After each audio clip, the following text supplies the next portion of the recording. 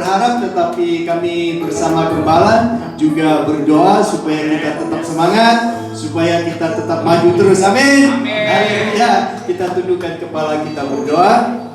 Terima kasih Bapa di surga. Terima kasih Allah Kudus. Terima kasih Tuhan Yesus. Kami ada sebagai kami ada hari ini karena anugerah-Mu. Kami boleh bernapas hari ini Tuhan juga karena anugerah-Mu. Kami boleh bangun hari ini dengan kekuatan yang baru, dengan kesehatan yang prima, itu juga karena anugerah-Mu ya Tuhan. Juga karena anugerah-Mu yang besar itu kami boleh berkumpul di tempat ini. Juga jemaat yang di rumah Tuhan boleh memuji memuliakan Engkau bersama-sama dengan kami beribadah di hari Minggu ini, di edisi tanggal 18 ini ya Tuhan, 18 Oktober ini. Kami percaya ke depannya Tuhan Yesus tetap akan menyertai kami. Tuhan Yesus akan memberkati kami. Tuhan Yesus akan memberikan kami kekuatan. Tuhan Yesus akan membuatkan tegak diri supaya kami bisa melihat masa depan yang cemerlang, masa depan yang penuh harapan, masa depan yang penuh dengan rancangan Tuhan. Dan kami percaya Allah Roh Kudus selalu menyertai kami, sehingga kami dihindari dari mara bahaya, dari celaka, dari virus, dari kuman, dari bakteri apapun juga. Kami percaya karena kami sudah divaksin oleh darah Yesus, tubuh Yesus yang setiap minggu yang kami terima dalam perjamuan kudus ini ya Tuhan. Terima kasih Bapak, terima kasih Tuhan. Kami di tempat ini ya Tuhan, juga yang di rumah, kami mempersiapkan hati kami untuk selalu bergelora, untuk selalu memuji memuliakan Tuhan seperti pada hari ini Tuhan. Di dalam nama Yesus yang siap memuji menyembah Tuhan, sama-sama katakan haleluya, haleluya. Kita siapkan Tuhan untuk memuliakan Tuhan, karena itu yang terpenting dalam hidup kita. Kita naikkan pujian. Siapkan hati kita untuk menyembah Tuhan.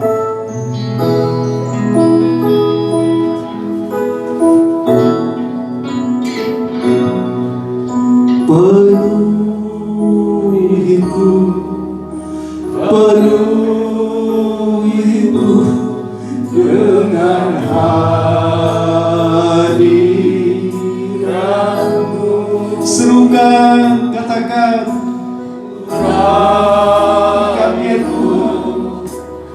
urapiku dengan minyak kudus-Mu. Angkat tangan tinggi-tinggi, katakan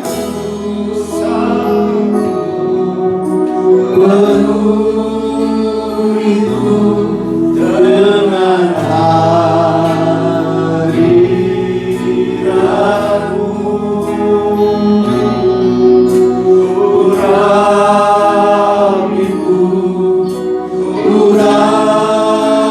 Urapiku dengan minyak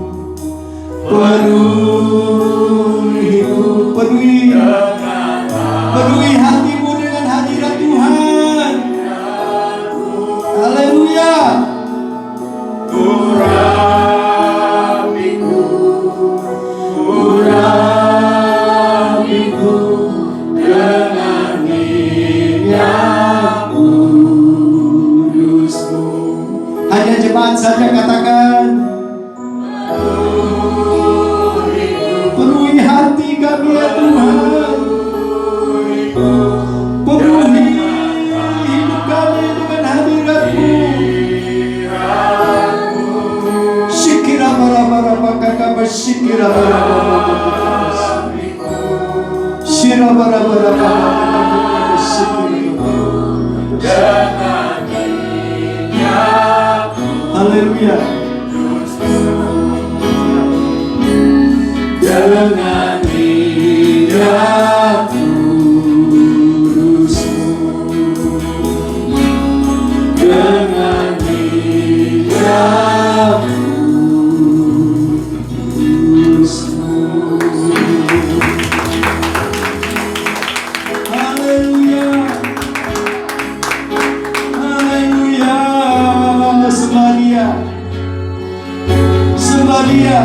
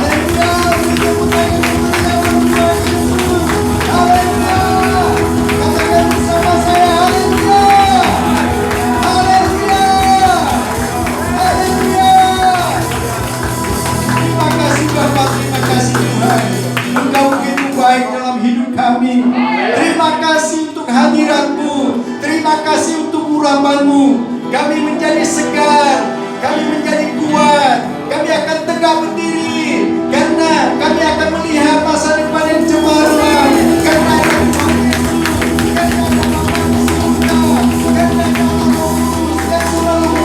kami. Terima kasih Bapa, terima kasih Tuhan yang siap memuji memuliakan Tuhan. Katakan sekali lagi, amin. Ya. Semuanya tepuk tangan di atas kepala.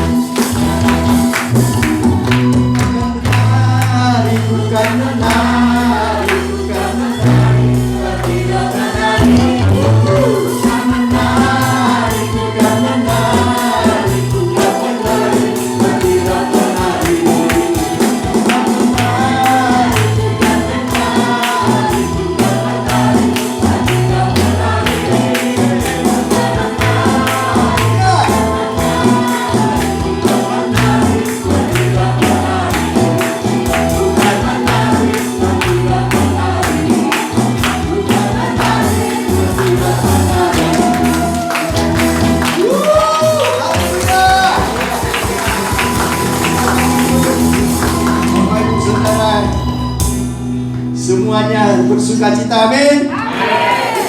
Siapa yang diberkati Tuhan hari ini? Siapa yang percaya pulang bawa berkat? Bukan berkat yang biasa-biasa, tapi 2 kali lipat. Amin. Haleluya. Mari kita siapkan hati kita untuk menerima firman Tuhan disampaikan gembala. Haleluya. Tuhan berkati Pendeta Junianto, Tuhan yang memberkati kami dengan firman Tuhan. Urapi dia Tuhan. Berikan kepada dia apa yang dia perlukan untuk menggembalakan jemaat ini. Terima kasih Bapak. Mari kita semua bangkit berdiri. Haleluya. Naikkan pujian ini.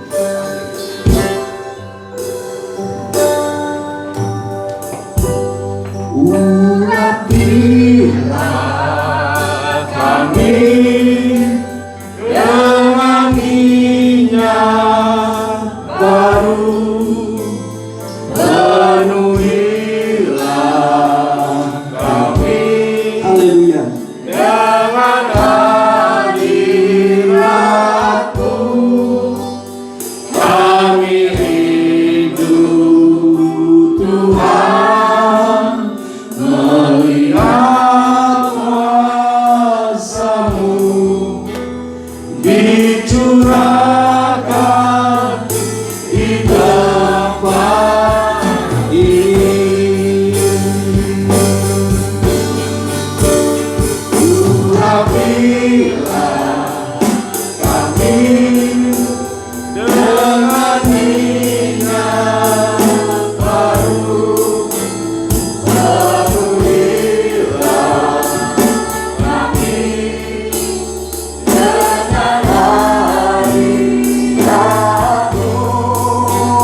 Kami rindu Tuhan melihat kuasa-Mu dicurahkan di tempat. Mari kita berdua-dua di hadapan Tuhan. Urapilah kami,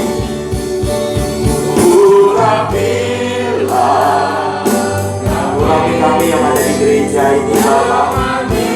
Urapi kami yang ada di rumah, yang sedang terbaring di ranjang, yang sedang sambil menonton acara ini. Urapi kami Bapak dimanapun posisi kami saat ini, di hadapan Tuhan, di hadapan Roh Kudus, di hadapan para malaikat. Kami rindu Tuhan, kami rindu Tuhan, lihat kuasa-Mu dicurahkan di tempat ini. Sekali lagi katakan urapilah, urapilah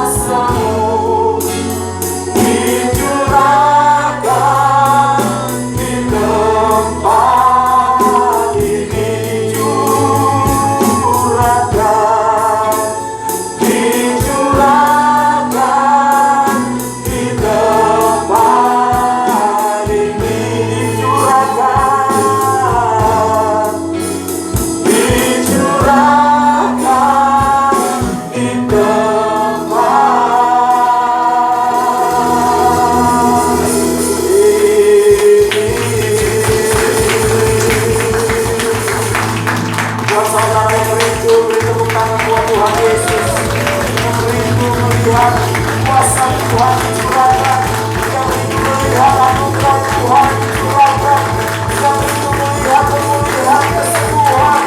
Haleluya. Haleluya, haleluya. Kami berdoa Bapa di dalam nama Yesus, bersyukur buat waktu yang Tuhan berikan pada hari ini. Kami bersyukur buat bulan-bulan yang sudah kami lalui. Kami bersyukur melihat pemeliharaan Tuhan hari demi hari di dalam kehidupan kami. Terima kasih banyak Tuhan Yesus. Kami buka hati dan pikiran kami untuk firman-Mu.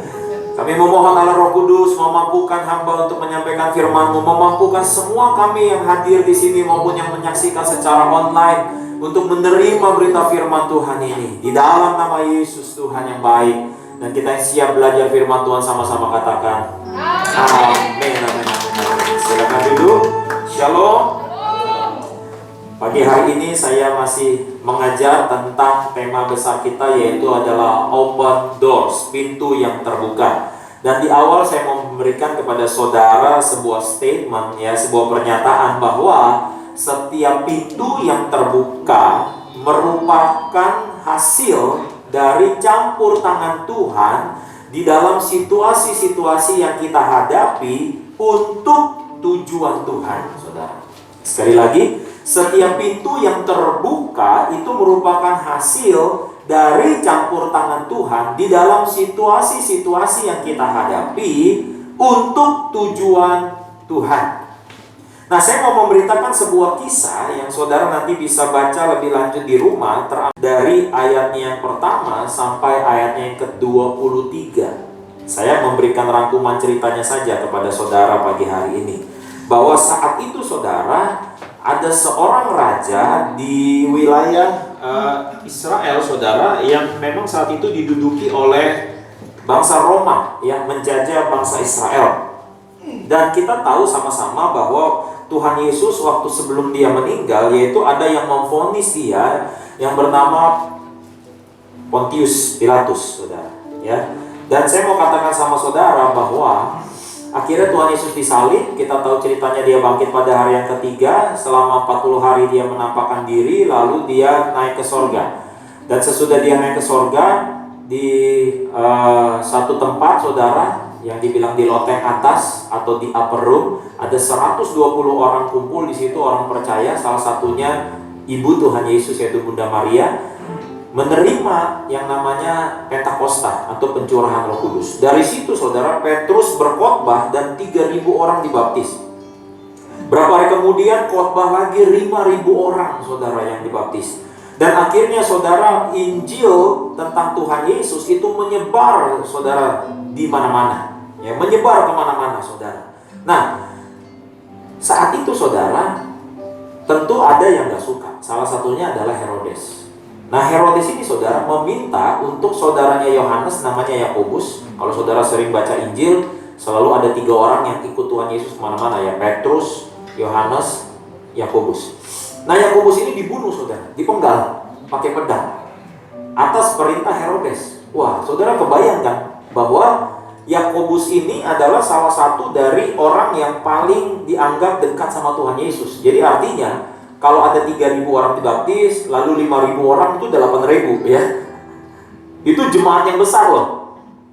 Tentu tempatnya Yakobus di antara jemaat itu tempat yang paling tinggi, salah satu yang tertinggi, ya. Dibilangnya soko guru jemaat atau ketua-tua jemaat lah, gitu saudara. Tentu meninggalnya Yakobus merupakan satu peristiwa yang menjadi perhatian besar saat itu.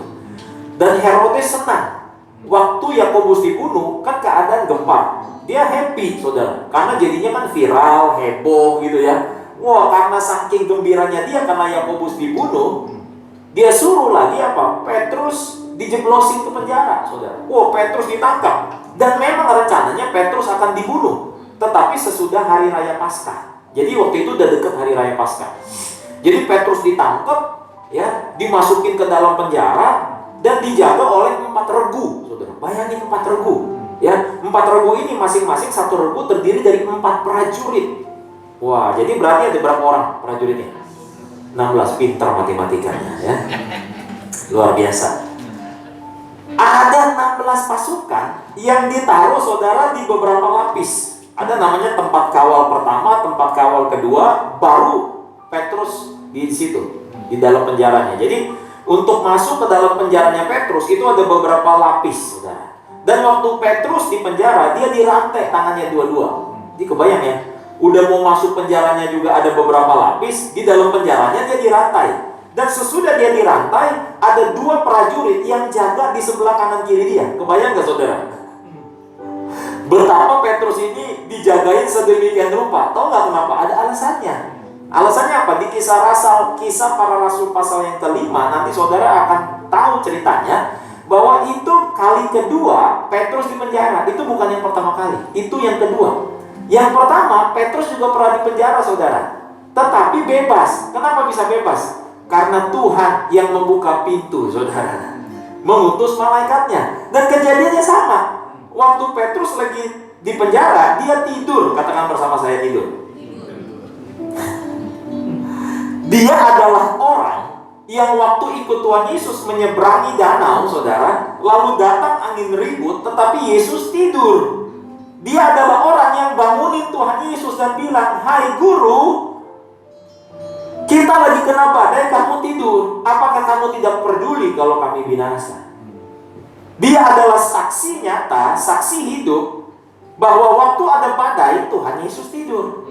Tapi Tuhan Yesus bangun bukan karena badai. Tuhan Yesus bangun karena teriakan anak-anaknya. Singkat cerita, saudara, Petrus melihat bagaimana Tuhan Yesus menenangkan badai. Tentu dalam peristiwa demi peristiwa, akhirnya Petrus belajar bahwa nggak ada yang perlu ditakuti di dalam hidup ini. Bahkan dia mengingat ada satu ayat yang pernah Tuhan Yesus ucapkan, "Janganlah kamu takut kepada mereka yang dapat membunuh tubuh, tetapi takutlah kepada mereka yang sanggup membunuh jiwa."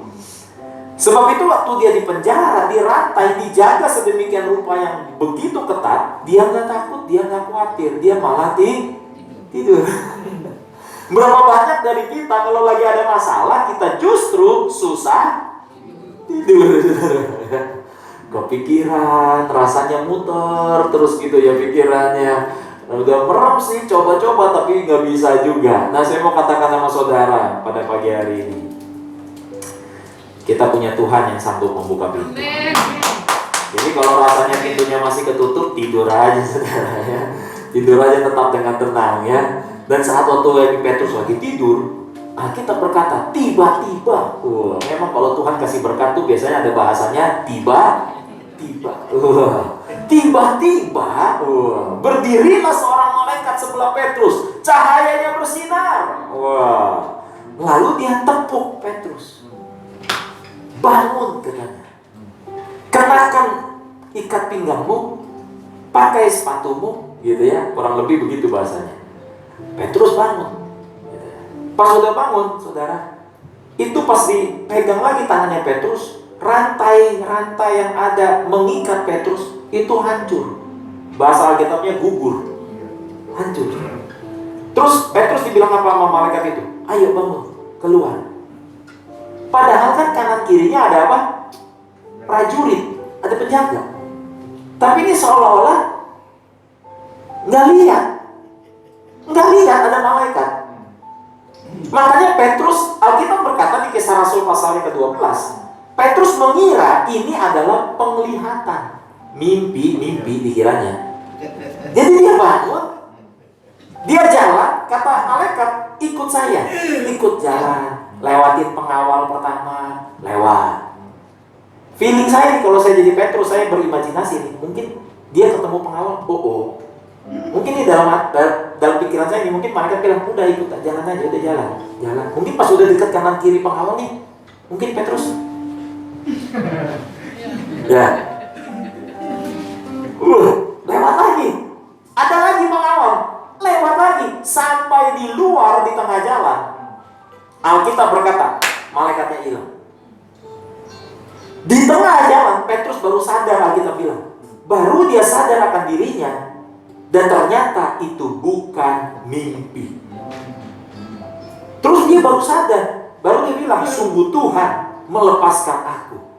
Dan Alkitab mencatat di Kisah Rasul pasal yang ke-12, di pintu terakhir, waktu malaikat jalan, pintunya besi ketutup. Pintunya besi ketutup. Coba kita lihat Kisah Rasul pasal yang ke-12. Nah, ayat yang ke-10 kita baca sama-sama. Kisah Rasul 12 ayat yang ke-10. Kalau saudara sudah ketemu, kita baca sama-sama. Kisah Rasul 12 ayat 10. 1, 2, 3. Setelah mereka melalui tempat kawal pertama dan tempat kawal kedua, sampailah mereka ke yang menuju pintu itu apa? Terbuka dengan apa? Sendirinya bagi mereka. Sesudah tiba di luar, mereka berjalan sampai ke ujung jalan dan tiba-tiba malaikat itu open doors. Pintu itu terbuka dengan sendirinya. Waktu malaikat yang tuntun, malaikat yang pimpin, baru Petrus sadar. Wah, gue di luar ya. Kemana ya? Dia ke rumah Ibu Maria. Bukan Ibu Maria Tuhan Yesus, bukan. Ini ada lagi yang namanya Maria. Dia pergi ke sana. Ternyata di rumah itu orang lagi pada kumpul persekutuan doa. Ngapain? Lagi berdoa supaya Tuhan tolong Petrus. Lalu Petrus datang ke rumah itu, ketok pintu. Ada seorang perempuan namanya Rode. Lucu juga namanya Rode ya. Saya pikir mungkin ini orang Batak yang imigrasi ke sana gitu. Mungkin Rode polusi dabutan gitu. Namanya Rode soalnya. Jadi si Rode ini saudara, di tengah lagi doa gitu ya, mungkin dia dengar suara orang ngetok, dia feeling saya mungkin dia doanya nggak serius nih, makanya dia yang dengar ya kan. Tangga tuh sambil main HP kali atau apa kan. Pokoknya dia dengar ada orang ketok pintu aja, dia keluar. Pas dia ngintip di pintunya, saudara, dia lihat Petrus. Jadi dia pikir, kok Petrus? Dia kesenangan. Dia balik ke orang yang doa, dia kan lagi pada doa nih, Tuhan, mungkin gitu ya. Tuhan, tolong Petrus, mungkin di sini lagi bahasa roh yang kasar dalam beli di namanya ada dalam. Wah. Ini lagi bahasa roh, ini lagi doa. Pokoknya lagi doa lah buat Petrus lah. Gimana sih coba saudara kalau misalnya saudara diincar nih, orang Kristen diincar-incar gitu kan. Terus ketangkep gitu, yang paling terkenal misalnya pendeta siapa gitu ketangkep. Kan kita doanya kan serius kan. Waduh Tuhan tolong, tiba-tiba si Rote bilang lagi pada doa nih. Hei, Petrus depan pintu. Tahu nggak mereka bilang apa? Yang pertama mereka bilang apa? Kamu ngigau. Lu ngigau lu. Ya ada lagi tuh nih, ayatnya ada nih. Kamu mengigau katanya. Di ayat yang ke-15, kata mereka kepada perempuan itu, engkau mengigau. Ngomong lagi, itu Petrus. Dia bilang lagi sama yang lain, itu malaikatnya. Ayo udahlah kalau nggak percaya. Bener. Mereka semua buka pintu. Pas mereka buka pintu, beneran Petrus. Jadi mereka bingung. Mungkin heboh sampai Petrus dengan bahasa isyarat katanya suruh diam. Masuk ke dalam. Pas masuk ke dalam saudara, baru Petrus cerita bagaimana malaikat Tuhan diutus oleh Tuhan untuk mengeluarkan dia, untuk dia melewati pintu yang terbuka. Wah, semua bersuka cita. Kebayang dong besok paginya, prajurit baru pada sadar bahwa Petrus nggak ada. Lapor ke Herodes. Apa yang terjadi? Herodes marah. Herodes suruh semua penjaga itu dibunuh. Lalu Herodes pergi ke sebuah kota. Dia naik di atas tahta. Lalu dia berpidato. Dan semua rakyat yang mendengar pidato dia berkata sambil tepuk tangan, sungguh ini suara Allah, bukan suara manusia. Malaikat, Alkitab bilang, malaikat mendengar itu, lalu tampar Herodes, dan Herodes mati. Kan saudara hati-hati ngomong tadi tampar malaikat. Ini saudara kayak gak percaya mukanya. Coba lihat tuh Kisah Rasul 12 ayat 23. Iya, Kisah Rasul 12 ayat 23 bilang apa? Dan seketika itu juga ia ditampar malaikat Tuhan karena ia tidak memberi hormat kepada Allah. Ia mati dimakan cacing-cacing. Semua peristiwa ini untuk apa sih Tuhan kirim malaikat? Buat ayat 24. Ayat 24 bilang apa? Maka firman Tuhan makin tersebar dan makin banyak didengar orang. Dan ini bukan kisah yang pertama, ini kisah yang kedua. Kisah yang pertama ada di Kisah Rasul pasalnya yang kelima. Dan sama saudara, tujuannya sama. Saya akan bacakan pada saudara Kisah Rasul 5 ayat 20. Ini kisah juga di mana Petrus dikeluarkan oleh malaikat Tuhan dari penjara, saudara. Dari Kisah Rasul 5, dari ayat 19 saya bacakan. Dari ayat 18 deh, 18 sampai 20. Mereka menangkap rasul-rasul itu lalu memasukkan mereka ke dalam penjara kota. Tetapi waktu malam seorang malaikat Tuhan membuka pintu-pintu penjara itu dan membawa mereka keluar. Katanya, pergilah, berdirilah di bait Allah dan beritakanlah seluruh firman hidup itu kepada orang banyak. Saya dari kemarin bergumul sama Tuhan. Tuhan, mau khotbah apa nih? Nah, Tuhan share, taruh ini. Saya tadi baru pagi-pagi diskus sama istri saya juga. Ini jarang kita khotbahin, saudara. Mungkin selama saya 7 tahun pengembalaan, kayaknya belum pernah juga saya khotbahin. Kalau saudara dan saya mau melihat pintu yang terbuka, seringkali Tuhan menggunakan satu makhluk ilahi ini yang namanya malaikat. Dulu ada satu mata kuliah di teologi waktu saya belajar, 2 SKS bobotnya, itu angelologi, ilmu tentang malaikat. Tahukah saudara bahwa waktu saudara percaya Yesus sebagai Tuhan, Tuhan mengutus malaikat khusus buat saudara. Jadi ada malaikat buat Bu Joyce, ada malaikat buat Pak Yuli. Ya, bukan berarti kalau Pak Yuli berantem sama Bu Joyce minta bantuan, kan? Wah, gue kalah nih ya. Gue suruh malaikat gue lawan malaikat lo gitu ya. Ya, bener loh saudara. Coba saudara buka Matius 13 ayat 49. Nah, coba saudara buka Matius 13 ayatnya yang ke-49. Saya bacakan buat saudara nih. Matius 13 ayat 49 bilang begini. Demikianlah juga pada akhir zaman malaikat-malaikat akan datang memisahkan orang jahat dari orang benar. Coba kita buka Mazmur 91 ayat yang ke-11. Mazmur 91 ayat 11 bilang begini. Sebab malaikat-malaikatnya akan diperintahkannya kepadamu untuk menjaga engkau di segala jalan. Menjaga itu bukan hanya kayak security, saudara.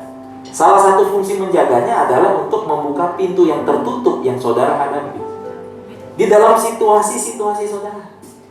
Dan malaikat akan membantu saudara untuk membukakan pintu itu, bukan untuk saudara pamer, bukan untuk memuaskan nafsu pribadi saudara. Tapi ingat, tujuannya selalu adalah memberitakan firman. Memberitakan firman ada 2 cara saudara. Yang pertama adalah Tuhan mengubah situasi saudara sehingga saudara bisa bersaksi kepada orang lain betapa Tuhan sudah mengeluarkan saudara dari pergumulan saudara. Yang kedua adalah supaya hidup saudara akhirnya menjadi berkat buat orang lain, menjadi inspirasi buat orang lain. Kenapa? Karena Rasul Paulus berkata, saudara dan saya adalah surat Kristus yang terbuka. Hidup saudara itu dibaca oleh begitu banyak orang, sehingga waktu Tuhan memberkati hidup saudara, saudara bisa menginspirasi orang lain. Itu saudara tujuannya. Dan Tuhan ingin ingatkan kepada saya, kepada saudara, bahwa ada malaikat di sekitar saudara yang berjaga-jaga untuk saudara, yang akan menolong saudara untuk membuka pintu-pintu yang terbuka buat saudara. Amin. Dan saya mau katakan sama saudara, kehadiran malaikat ini sungguh ada. Kalau saudara lihat di Lukas pasal yang ke-15 ayat yang ke-10, saya akan bacakan buat saudara. Lukas 15 ayat yang ke-10 bilang gini, aku berkata kepadamu, demikian juga akan ada sukacita pada malaikat-malaikat Allah karena satu orang berdosa yang bertobat. Pernah saudara dengar itu? Bahwa sorga bersukacita karena satu orang bertobat. Sebetulnya bukan sorga bersukacita, tapi malaikat. Jadi waktu Pak Rusdi percaya Yesus sebagai Tuhan, waktu Tommy percaya Yesus sebagai Tuhan, itu malaikat-malaikat bersukacita. Di Lukas 16 bahkan ayat yang ke-20, ini kisah tentang orang mati, saudara. Lazarus yang mati. Di Lukas 16 ayat ke-20 bilang apa? Dan ada seorang pengemis, 16 ayat 20 ya. Dan ada seorang pengemis bernama Lazarus, badannya penuh dengan borok, berbaring dekat pintu rumah orang kaya itu, dan ingin menghilangkan laparnya dengan apa yang jatuh dari meja orang kaya itu. Malahan anjing-anjing datang dan menjilat boroknya. Ayat 22. Kemudian matilah orang miskin itu, lalu dibawa oleh malaikat-malaikat ke pangkuan Abraham. Saya mendengar sebuah kesaksian dari hamba Tuhan yang namanya Kenneth Hagin. Sewaktu dia terbaring sakit di usia yang ke-16, dia berkata, dia bersaksi bahwa rohnya keluar dari tubuhnya. Waktu rohnya keluar dari tubuhnya, katanya rohnya itu turun ke bawah, ke perut bumi. Katanya turun sampai satu tempat gelap sekali katanya. Turun. Dan dia merasa ketakutan. Dan di tengah tempat yang gelap itu dia berteriak, Tuhan, saya sudah ke gereja, saya sudah dibaptis. Tuhan, saya sudah ke gereja, saya sudah dibaptis. Tapi katanya suara itu bagaikan eko, bagaikan dia ngomong di tempat yang kosong, gak ada yang dengar. Terus dia turun sampai ke dasar. Kata dia berdiri sendirian di tempat yang gelap. Datang satu makhluk yang menurut dia sangat mengerikan, memegang tangannya dan melihat gerbang neraka. Dan makhluk ini berkata, saya akan bawa kamu ke sana. Pada saat dibawa, katanya bawanya tuh kayak terbang katanya. Tiba-tiba badannya ketarik ke belakang. Ketarik, balik lagi ke badannya katanya. Dia melek lagi. Pas dia melek, sekeluarga bilang, Kenneth, kamu hidup lagi. Karena saudaranya semua tahunya dia udah mati. Dia hidup lagi. Beberapa hari kemudian dia ngalamin lagi hal yang sama. Turun. Dan ada makhluk lagi yang datang. Saya akan bawa kamu ke gerbang ini. Tertarik lagi, gitu. Sampai akhirnya dia baca firman. Dan ternyata jadi orang Kristen saja nggak cukup, bergereja saja nggak cukup. Oh, Yesus adalah Tuhan, Juru Selamat, meminta ampun buat semua dosa. Dia lahir baru katanya. Pada saat lahir baru inilah katanya, seseorang dianugerahi oleh Tuhan katanya, malaikat buat jagai saudara. Kenapa? Karena saudara anak Tuhan. Karena Tuhan sayang sama saudara. Dia kirim penjaga buat saudara.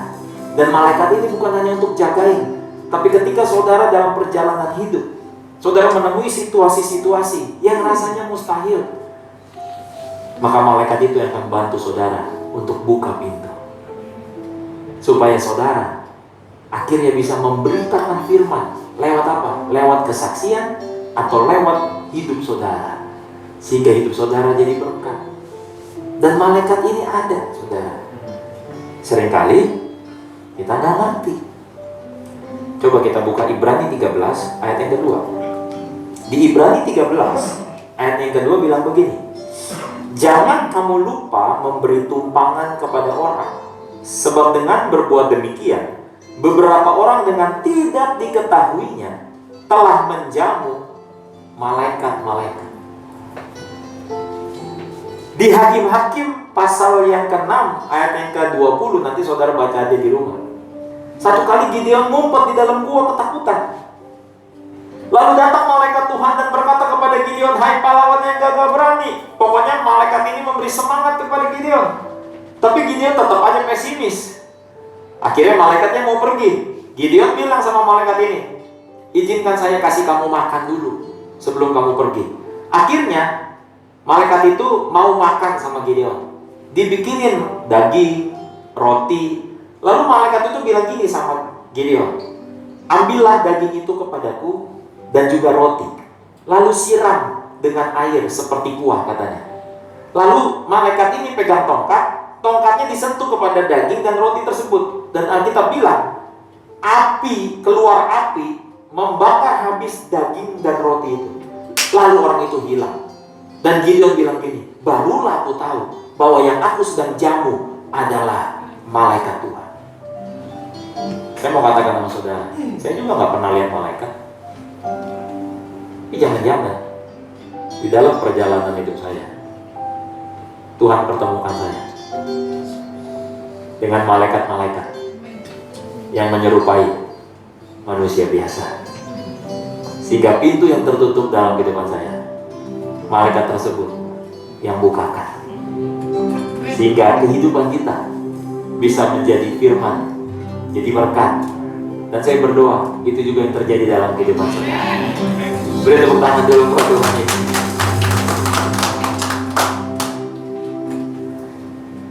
Dan saya mau katakan sama saudara, ini adalah satu penghargaan dari Tuhan buat saudara dan saya. Malaikat super power, penuh kuasa, tapi Alkitab bilang derajatnya lebih rendah dari saudara, karena saudara anak Tuhan. Malaikat hanyalah pelayan. Di Ibrani 1 ayat yang ke-14, saya ajak kita buka Ibrani 1 ayat yang ke-14.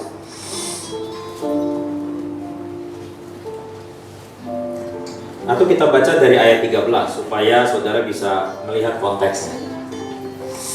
Ibrani 1 ayat 13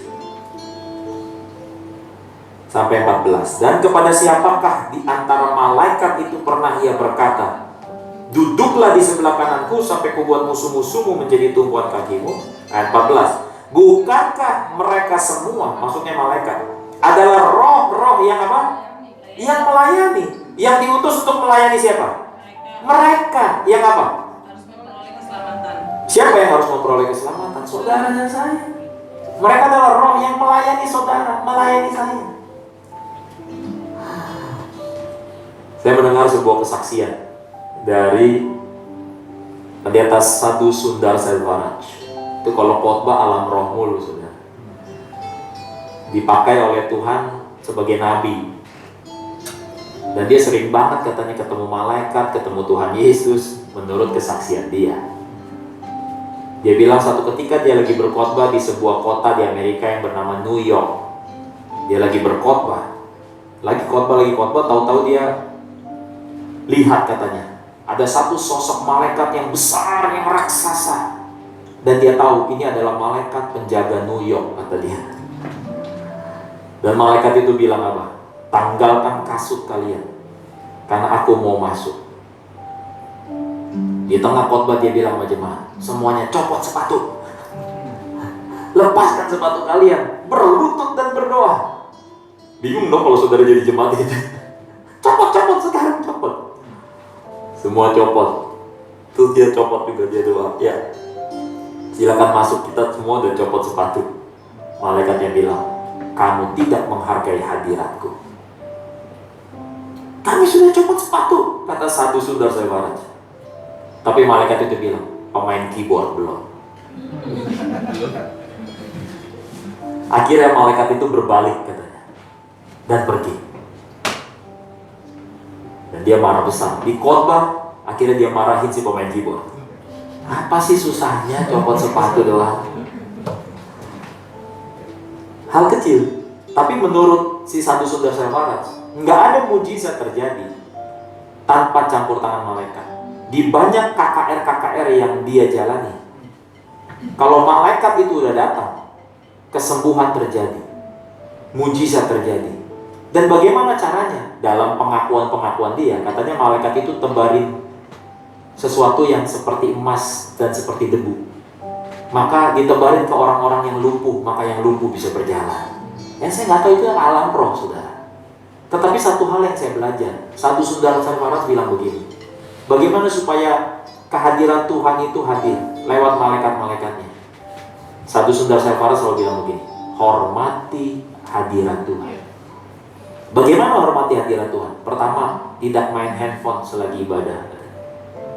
Yang kedua, tidak bercanda-canda dalam posisi yang hikmat. Bahkan kalau Sadhu Sundar Selvaraj, kalau saya sering nontonin ibadah-ibadah saudara ketawa di hal-hal yang seharusnya saudara nggak ketawa, dia tegur. Kenapa kalian ketawa? Begitu. Karena ketawa kalian itu menyedihkan hati Roh Kudus. Begitu. Dia bilang, dalam hati saya strict banget ya. Ada saatnya ketawa, kata dia. Ada saatnya ketawa. Ada saatnya Anda nggak perlu ketawa. Terus ada yang bahasa roh, lagi ibadah, lagi doa nih. Mari kita berdoa kepada Tuhan, karena malaikatnya ada di sini. Yang ini bahasa roh kencang. Diam. Siapa yang suruh Anda bahasa roh? Saya minta Anda berdoa. Dan kalau cuma kesaksian kayak gitu, saudara, saya juga pernah nonton satu video namanya William Branham. Ini hamba Tuhan yang ada sinar di atas kepalanya kalau dia lagi khotbah.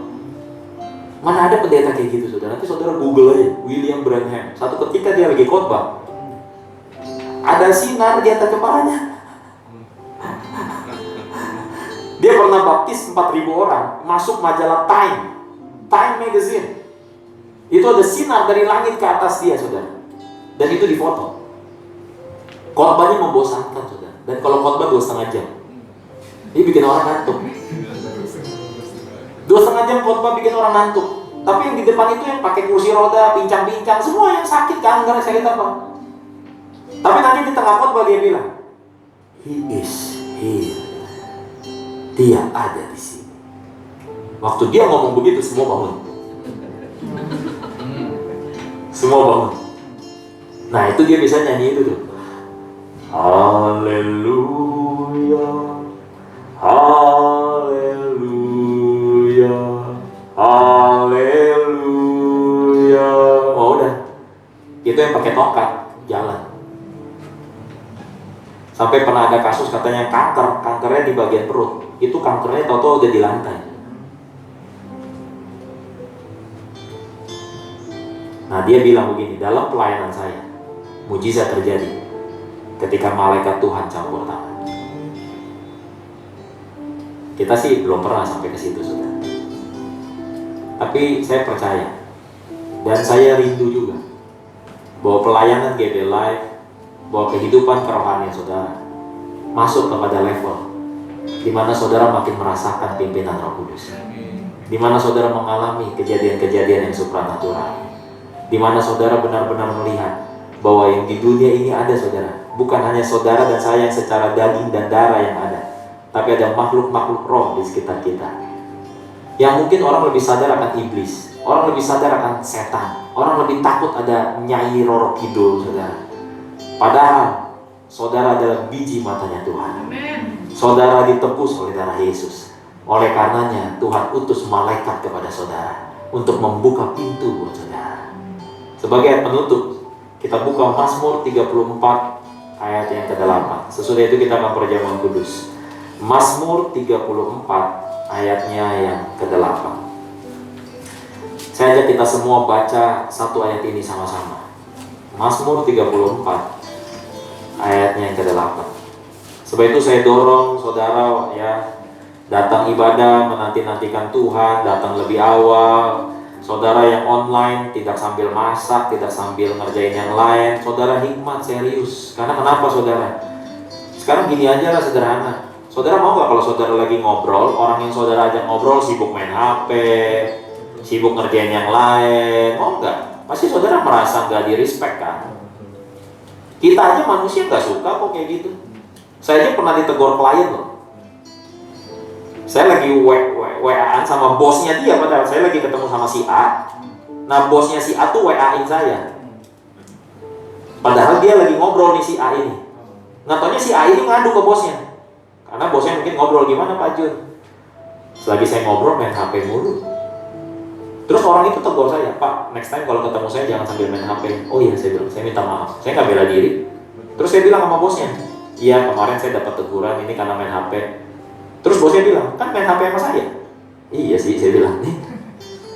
Karena saya kalau balas WA Bapak, it's okay, nggak apa-apa. Bayangin, sama manusia aja orang bisa nggak happy, saudara. Bagaimana mungkin saudara memperlakukan Tuhan lebih rendah daripada saudara memperlakukan klien saudara? Sebab itu kalau lagi ibadah, saya sih pengen dalam ibadah dapat mujizat. Saya sih pengen lagi ibadah saya nggak sia-sia. Karena saya lagi ninggalin sesuatu yang saya lagi kerjakan untuk 1 jam ada di ibadah. Jadi kalau ibadahnya jam 10, saya akan nanti-nantikan 10 kurang 10 saya udah datang. Nanti-nantikan Tuhan, saya expect, saya benar-benar berharap saya dapat yang terbaik dari ibadah ini. Dan waktu lagi ibadah, saya pay attention, saya fokus benar-benar. Jadi jangan sampai saudara, apa yang kita buat akhirnya membuat kita sendiri Tuhan gak hadir, saudara. Kan saya, banyak orang bilang sama saya pengen deh kesaksian kayak Pak Jun, saya pengen deh kayaknya Pak Jun diberkati. Ya saya bilang, ya lakukan seperti yang saya lakukan. Bagaimana saya menghormati Tuhan, bagaimana saya menghormati ibadah, bagaimana saya benar-benar menghargai hadirat Tuhan. Just do your best. Bukan sambil ibadah sambil kritik. Haleluya, WA-nya fals nih, kurang asik nih gitarnya nih. Ya, lu mau ibadah apa komentator? Buat saya saudara, siapapun yang melayani, siapapun lagi yang mungkin AC-nya mati sekalipun, buat saya selama hati saya menanti-nantikan Tuhan, Tuhan hadir di situ. Mazmur 34 ayat ke-8 kita baca sama-sama. 1, 2, 3. Malaikat Tuhan berkemah di sekeliling orang-orang yang takut akan Dia, lalu meluputkan mereka. Tuhan ingatin saya supaya kamu melihat open doors, pintu yang terbuka. Saya menggunakan malaikat saya berjalan bersama kamu. Saya sih nggak lihat, that's okay. Yang penting dia lihat saya. Dan satu hari saya bilang sama istri saya tadi, saya nggak pernah lihat, tapi mungkin mama saya yang lihat. Yaitu mama saya lagi sakit, udah hampir meninggal. Tiba-tiba mama saya bilang sama saya, ada malaikat mau jemput mama. Saya langsung lihat seisi kamar, nggak ada apa-apa. Kata mama saya, ada di situ. Gimana sih? Mama saya nangis, gimana? Mama belum siap tinggalin Jendri, adik saya. Ya udah doa aja, doa. Jadi saya doa. Itu pokoknya itu kamar suasananya mencekam aja. Doa. Terus saya tanya lagi, masih ada gak Pak? Masih gitu. Doa lagi doa. Doanya apa? Tuhan kasih kesempatan, Tuhan jangan ambil dulu gitu aja terus. Akhirnya mama saya bilang, udah gak ada. Terus saya tanya, gimana? Ya namanya saya masih newbie banget di Kristen saat itu kan. Jadi saya pikir gimana? Pakai tongkat yang ada sabitnya gitu, pisaunya gede, hitam gitu. Kata mama saya, enggak, kayak orang aja, cuma gede, warnanya putih, bersinar. Makanya betapa banyak orang kesaksian kalau mau meninggal katanya dijemput sama malaikat. Saya nggak pernah lihat, tapi mama saya lihat. Cuma suasana di kamar itu jadi beda sudah. Dan saya percaya lagi kita ibadah ini, malaikat Tuhan ada di sekitar kita. Bukan untuk ngapa-ngapain, untuk jaga saudara, untuk tepuk bahu saudara seperti dia tepuk kepada Petrus.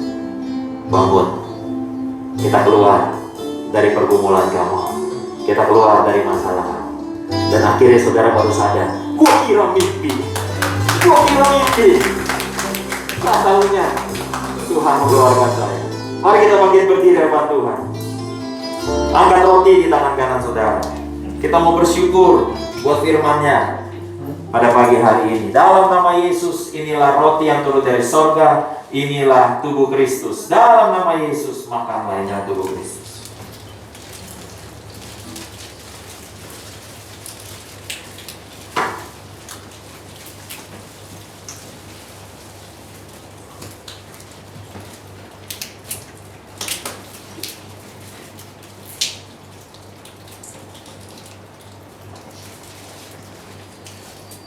Mari angkat anggur di tangan kananmu, katakan bersama saya dalam nama Yesus. Inilah darah Yesus, darah perjanjian yang baru dan kekal. Dalam nama Yesus, inilah darah Yesus.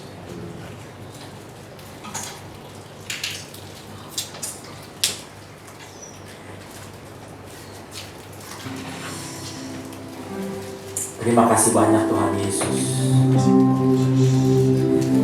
Boleh kita nyanyi, kami memuji kebesaran-Mu, ajaib Tuhan, ajaib Tuhan.